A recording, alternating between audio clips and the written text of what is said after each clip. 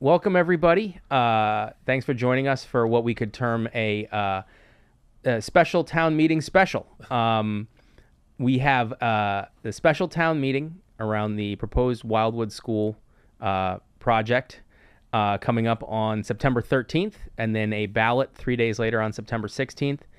It has been very heavily talked about, hotly debated. It's been a very long road to get here, and Town Manager Eric Slagle was nice enough to sit down with me today to talk about this, to hopefully provide some clarity, because it's a long process and it can be very confusing to people that don't live and die by the select board meetings, the building committee meetings. And so I think no matter what side of the aisle we fall on, we'd all agree that the best possible town meetings are ones that are the most informed. And so that's our goal today. So Eric, thanks for joining us today in studio. Oh, thank you for having me. I really appreciate it. So this is a very broad question, but how did we get here, and what is this meeting on September 13th? So that's a very good question. So about 5 years ago, the town came together, the select board and the finance committee and the school committee all came together and submitted what's called statements of interest to the MSBA, the Massachusetts School Building Authority, which is the state agency that helps towns fund school projects. And the town submitted 6 statements of interest for all 6 of our elementary schools, basically saying to the MSBA, we think we're going to need help with construction for these schools, and we'd like to get into the pipeline to possibly get state participation. The state requires that when a town does something like this, it chooses one kind of flagship school as the one that kind of marches forward.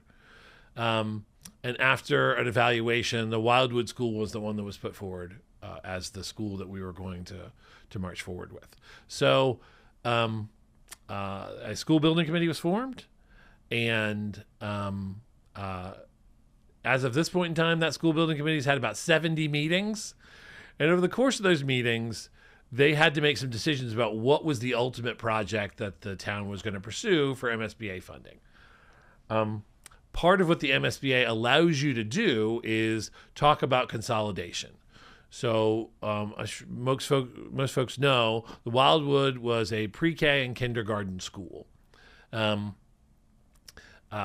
the same side of town, the north side of town, there's the Woburn School, which is middle grades, and then the North Intermediate, which is 4th and 5th. And so you've got 3 basically elementary schools on the north side of school, and the MSBA allowed us to talk about consolidating all those schools into one project. And ultimately, in the fall of last year, the school building committee decided that the project they wanted to pursue, with a lot of input from the public in the form of surveys and public community forums, that we decided to pursue a pre-K through 5 school on the site of the North Intermediate. That leads us to today. We've spent the time since October coming up with a design. We're about 30% through design work on this school.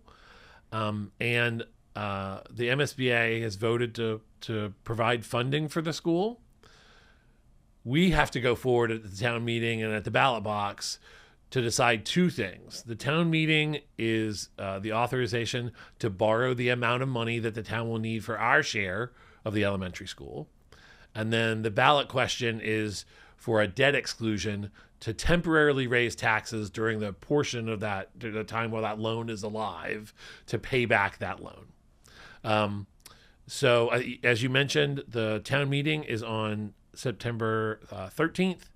The ballot box is the 16th, and we're going to have early voting for the ballot question at the town clerk's office in Town Hall from August 4th to September 5th.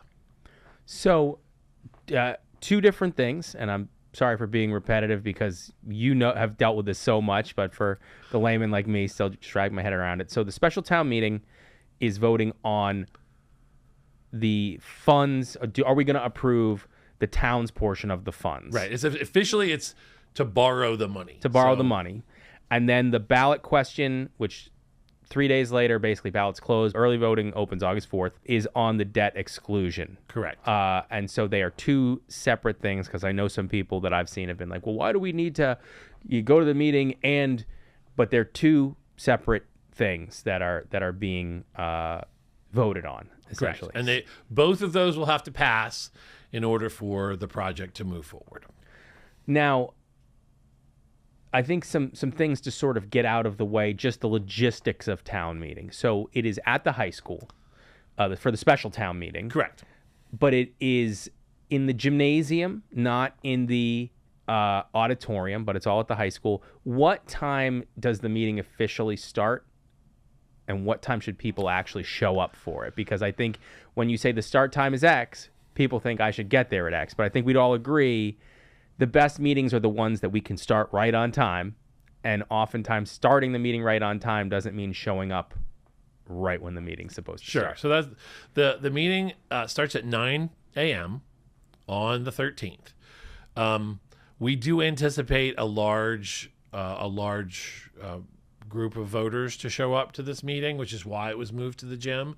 So you want to make sure that you're giving yourself time to check in. The clerk's office is going to have a bunch of different folks helping to check in people, but in all likelihood, there's going to be a line. So give yourself time. Don't show up at 9 o'clock. I don't want to tell you exactly whether you want to show up at 8:30 or 8:40, but definitely give yourself time and understand that, you know, the vote for the high school, for instance, had just shy of 1,500 folks show up for that vote. So if there's 1,500 people that show up for this vote, that's going to be a little bit of a line. So make sure that you give yourself time to get here. Some other key logistics about the town meeting. There is going to be a family-friendly room in the high school where folks can go and be with their children and still be able to participate and vote in the election. In addition, the CARES program that runs the school's after-school program for kids, the CARES program is going to be operating out of the Knights of Columbus. And so folks, parents who have kids they want to drop off for free, so it's free childcare. You can drop folks off at the Knights of Columbus, your kids off at the Knights of Columbus. You do need to sign up for that in advance. There will be parking over there. And in addition, we're going to have a shuttle bus.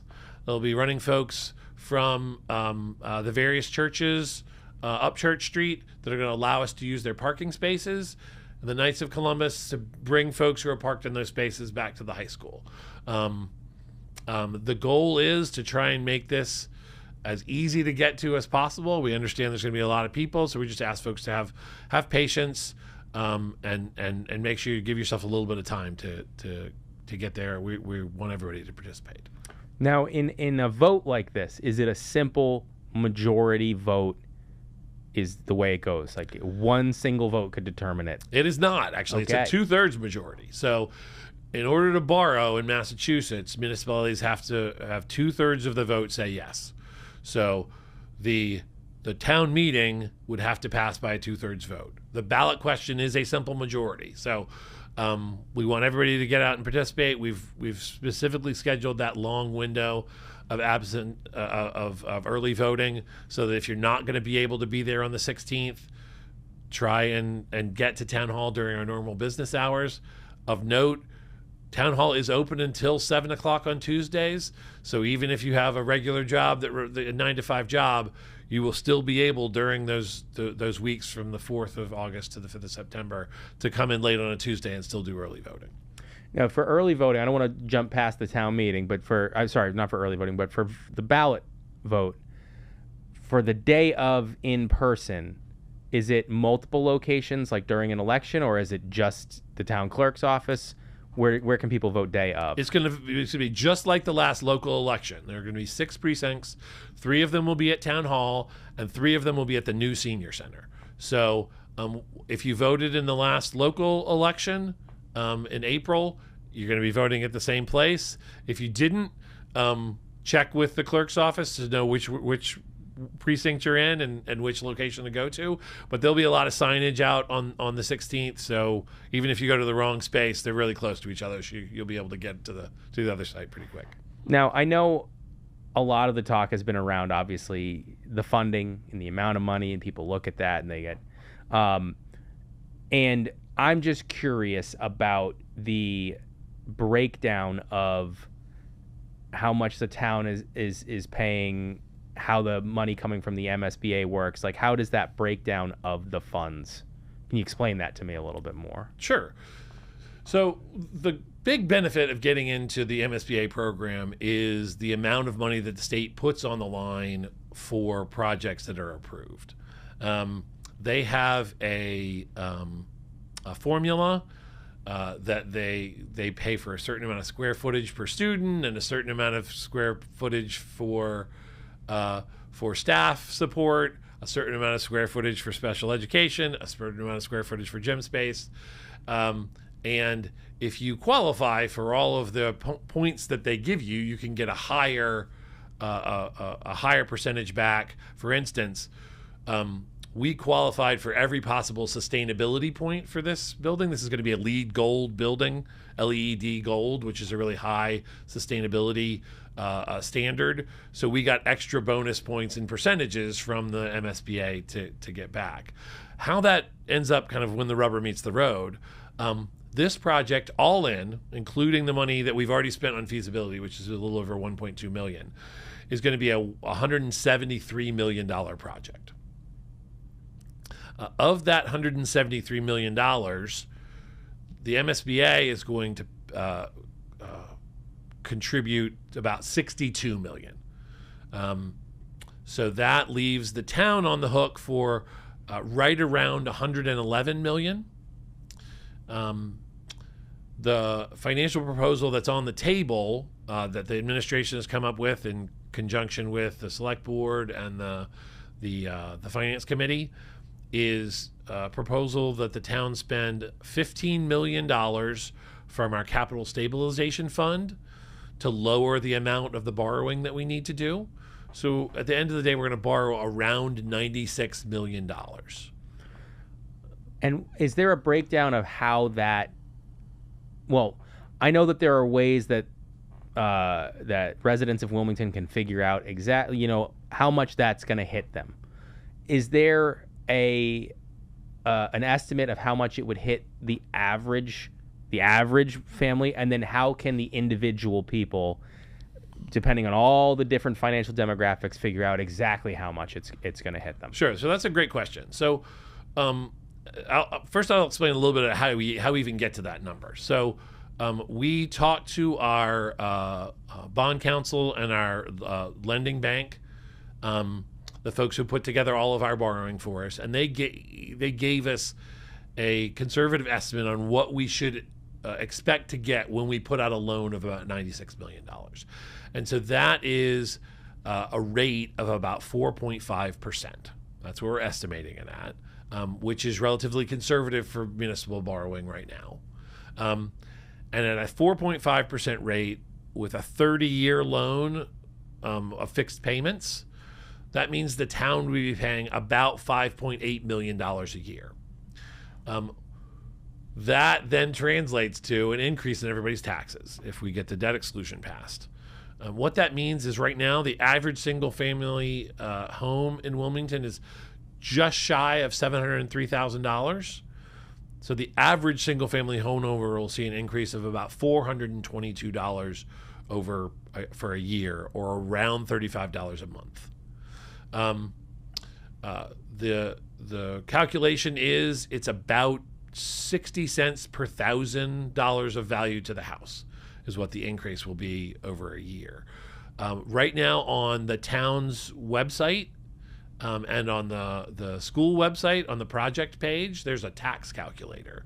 So you can go to this tax calculator. That page has a direct link to the assessor's website, where you can look up the exact assessed value of your home right now, and you plug that assessed value into the calculator, and it tells you what the exact amount of annual increase and monthly increase for your taxes.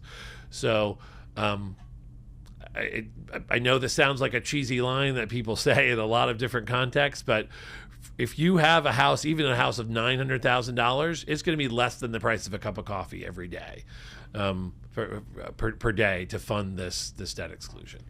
So something that I've seen online is that some people are under the impression that if the MSBA truly believed that this was a great project, they would fund the entire thing. They've said, well, they can't really think it's a great school because they're only funding, $62,000 out of the total project. And is that an accurate perception? Do they fund schools entirely? Does that happen where they pay 100%? So generally speaking, the MSBA is not in the business of funding 100% of school projects. There's requirements that towns participate in the funding for those school projects. So there's, not to get too deep into the weeds, but there's two different types of costs in projects like this.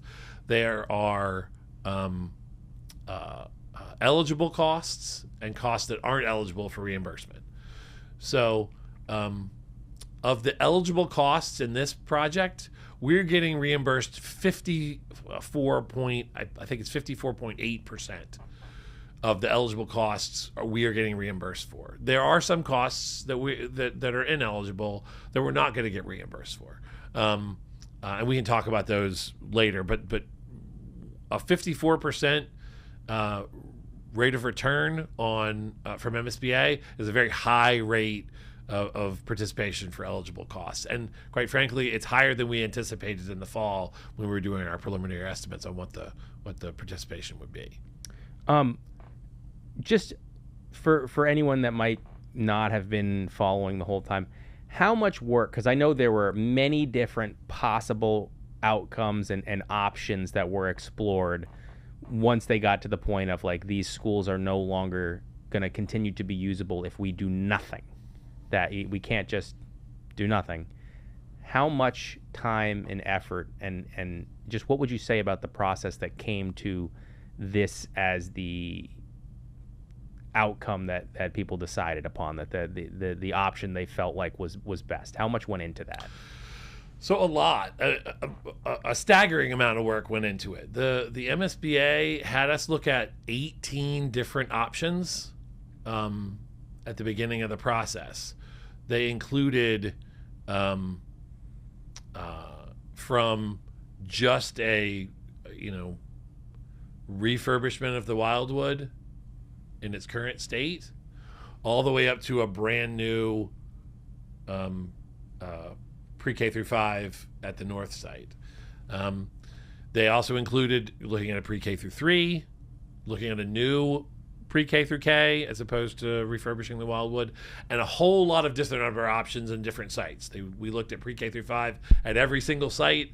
It wasn't viable at the Woburn site or the Wildwood site because of the small size of the footprint there. And so the first pass through those 18 options was made in the late spring of 2024, and they cut those 18 options down to 9. And then the 9 options were evaluated and whittled down to 3 over the course of that summer. And then the school building committee took those 3 final options and chose the one that they felt was the most the most appropriate, the most fiscally responsible, the most educationally responsible to put forward in front of the voters. It was a really long, arduous process. We actually delayed the final vote by about 6 weeks because we wanted to make sure we got more community input. Folks may remember in late September, they got a mailer. Every residence in Wilmington got a mailer about the project, asking them to go and look at the options and could vote in an online poll to see what option they chose. The community chose overwhelmingly the pre-K through 5 option new at the north, and that's what the school building committee ultimately voted on as well. So, something else, I know we won't cover everything because, that we could talk for probably a week on this and not cover everything with everything that's gone into it. But I've seen a lot of talk about the gym as one of the things, and just what could you say about what the maybe confusion and pushback and hesitation is on this gym, and why was this design, was this gym size chosen? So that's a really good question, and it was a very large discussion point with the school building committee about the size of the gym. So the gym that ultimately ended up being proposed and as part of the project that's going to be put forward at town meeting is a 12,000 square foot gym, which is the same size as the gym at the high school. There were lots of different factors that went into this. So just so folks are aware, right now, even with all of the schools open right now, there is a inadequate gym space for high school varsity and junior varsity athletics to get sufficient gym time. So for instance, our state champion girls cheerleading squad was practicing in cafeterias because they couldn't get gym space. So that's a challenge that the town's been dealing with in our current iteration of schools. If this school goes forward, we'll be removing the North Intermediate, the Woburn Street, and the Wildwood. And then while the Wildwood was never and is not currently used for gym space, the Woburn Street and the North are actively used gyms that will be taken offline once this project happened. And so in order to at least maintain an equal square footage of gym space that we had before this project, we had to contemplate a larger gym. I will note, when we did the polling in the fall of 2024, the gym size was something that we specifically asked folks to look at, and we estimated it was going to probably increase the cost of the project around $8 million to put in that larger size gym, because that's an ineligible cost. The MSBA doesn't reimburse you for a 12,000 square foot gym in an elementary school. And overwhelmingly, the response from the public was, there was a need for that gym space and for community use and for athletic department use, and it was worth it to do it now rather than get to the situation where we built the school and then be scrambling for gym space afterwards.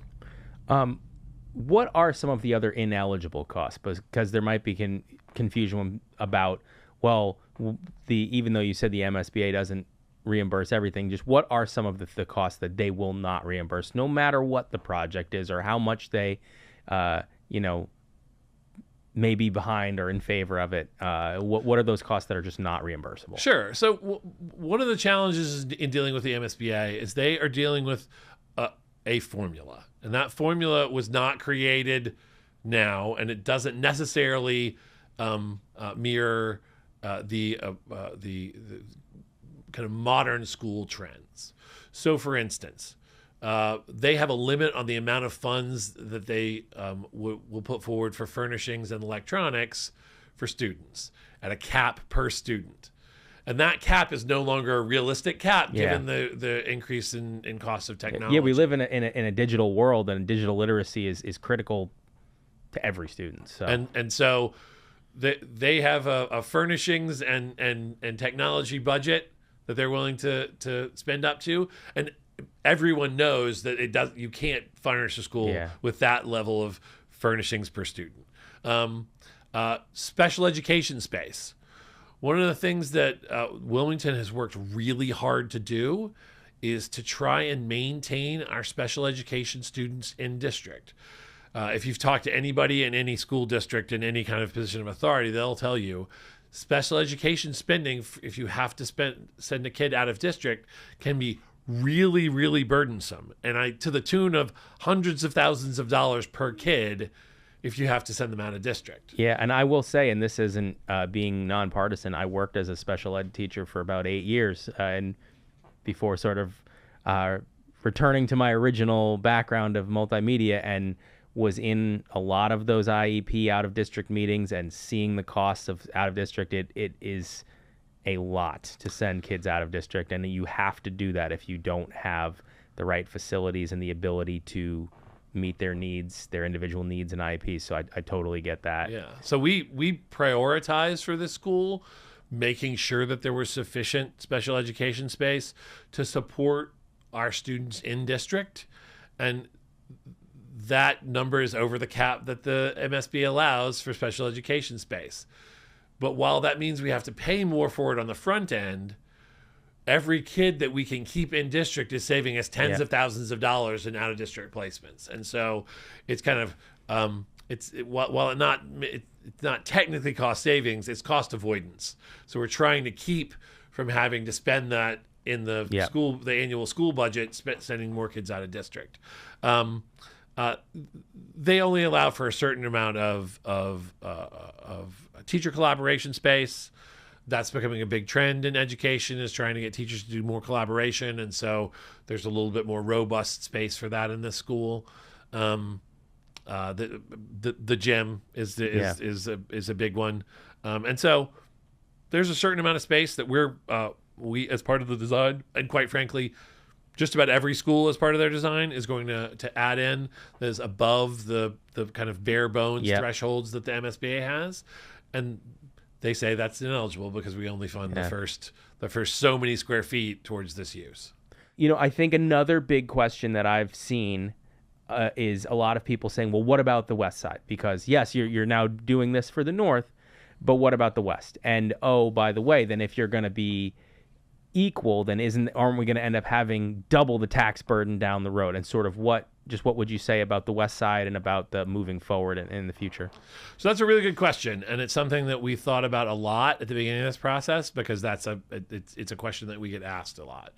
And so we've come up with a plan that we believe is feasible to be able to build another school where the debt service would start in the mid-2030s that wouldn't include a debt exclusion, so wouldn't include a tax increase. How do we get there? Because that's the next thing that anybody asks. So it's a little, we'll get into the weeds just a little bit. Every municipality in Massachusetts right now is, by state law, required to pay down their outstanding pension liability. And Wilmington's pension liability will be paid down by 2035 or 2036. We are paying extra payments toward that every year as required by law. Those extra payments this year add up to about $10 million. They will increase over the next couple of years, and by 2035, it's going to be about $12 or $13 million. However, the minute we're paid down, that amount in our budget, we'll have that funding in our budget to be able to spend on a long-term project the following year, because we won't need to spend it on pension, on paying down our pension liability. So and it's not just going to be Wilmington, it's going to be every municipality that's paying off their pension as they're supposed to. But we're going to have an opportunity to say, if we have a large-scale capital project that we need to borrow for, we can use this funding that will be already in the budget. We won't have to raise taxes, and we'll be able to borrow and use that money to pay for the debt service. So the plan would be if this project goes forward, the kids would be going in the fall of 2028. The plan would be probably in 2030, 2031 to apply to the MSBA again for the west side, in the hopes that we would be getting to about this stage in the process in the mid-2030s, and that would allow us to put that debt service right into the bucket that we're spending our pension money on, which would allow us to then pay off that debt without having to raise taxes. And I guess the final question I would ask is, because I think this is something that impacts everyone, once again, the whole thing impacts everyone, but this impacts everyone no matter what they're going in voting for, which side they're on. If this doesn't reach that 2/3 vote and it fails, what happens next? Is it go back, return to start and kind of start over? What happens if it doesn't pass? Sure. So we've got the two votes. We've got the town meeting vote. We've got the ballot question vote. If either one of them fails, we have one very short window, 10 days, within which we can go back to the MSBA and say, we think we know why that fails, and here's our plan to have another either town meeting or another ballot vote, and this is how we're going to get it to pass. And the MSBA would have to vote to authorize that, but they could allow us to try another bite at the apple to get one of those passed. Please note, it's only for this project. We wouldn't be able to go back and pick a different project. It's just for the same $173 million pre-K through 5 school at the North Intermediate site. If we do that and it doesn't work, or if we end up deciding to not do that because they both fail, or that one of them fails and we just don't think there's a possibility of getting it fixed, then we are out of the MSBA process and we lose the chance at that $62 million that the MSBA put on the table. In order to get that chance again, we would have to reapply. Those statements of interest that we submitted 6 years ago or 5 years ago, we would have to do that again, submit another statement of interest. And the average time that it takes for a municipality to get back into the MSBA program after a no vote is 5 to 10 years. Keep in mind, 5 to 10 years of cost increases on the construction side, which are estimated at 4 to 5% per year. So even if you got in 5 years, you're looking at the same project is going to cost 25% more, and that's a big chunk to pay. So if for some reason we don't have that option, we are out of the system and we have to get back in. There's one other consequence of that, which is if you bring forward the same or similar project to the MSBA, they will no longer participate in reimbursement for the feasibility phase, which is everything up to now. So we spent about $1.2 million, and a portion of that the MSBA has reimbursed us for. They would not reimburse us for feasibility for the same or similar project in the future if we said no. Well, Eric, I really appreciate you taking the time to sit down with us. I think we'd all agree, and you said as much in your speech to the graduates this year at graduation, that essentially being involved in the civic process it's critical to have to just being a citizen, being a resident, to having towns that work at their best. And so I think we'd probably both agree that we're hoping and encouraging everybody to come out and vote and use their voice and use their vote. And I will see you on the 13th. Absolutely. September. Thank you for having me. It's really a really critical vote for the town, and we want everybody to be able to participate. So hope that happens. Yeah. Thank you. Thank you.